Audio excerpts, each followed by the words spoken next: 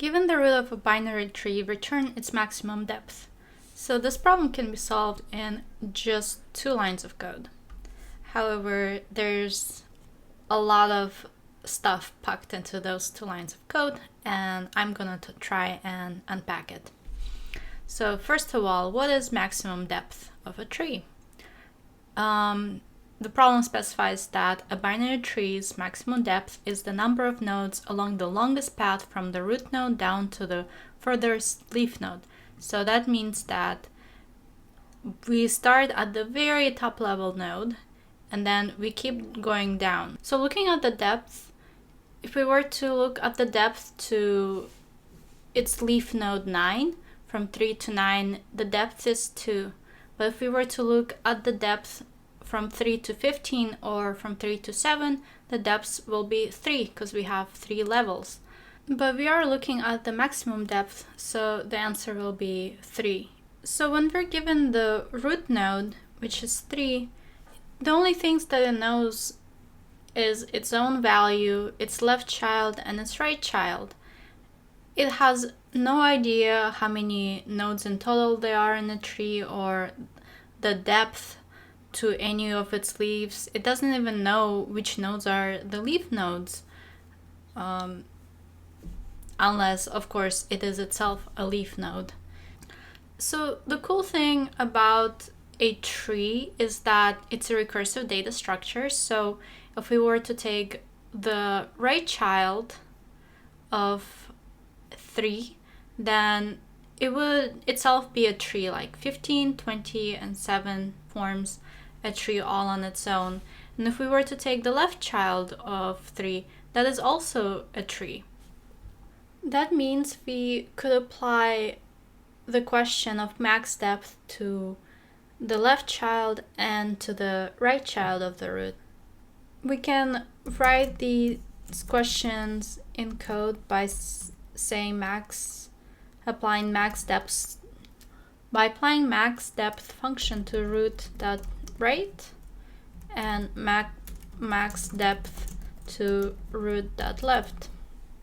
In the case of our root being node 3, the max depth of the right child would be 2, and the max depth of the left child would be 1.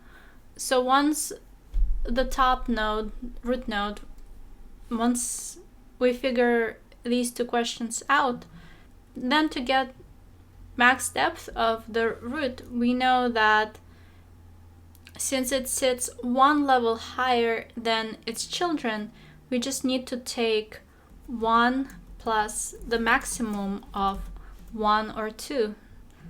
So the max depth of its left child and the right child, and in this case the maximum is 2, so we have 1 plus 2 is equal to 3.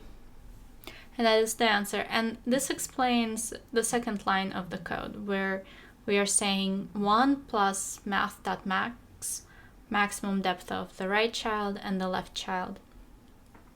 So now I will look at the first line of the code.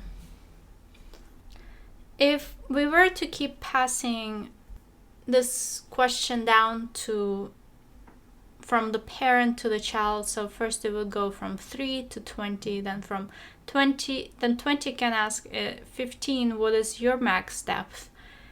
15 will ask its left and right children what is their max depth.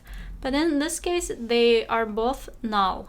And so if we were to dereference, so if we started out with this function, and we were to pass the root being equal to null, and we were to execute the second line, it would throw an error because we will try to dereference a null value. Null simply does not have a property right or left, so it would throw an error. And for this reason, we can say that, if we have something null being passed, and this converts, this checks whether or not root is falsy value, so either it's undefined or null. And in that case, we would return 0. And this does work out because for 15, both of its children will return 0. So taking the maximum of 0, 15 would find that its max depth is 1 plus maximum of 0 and 0, which is just 1, which gives us the right answer. And we can go on, then follow so on to the top level. And so for this reason, we need this condition.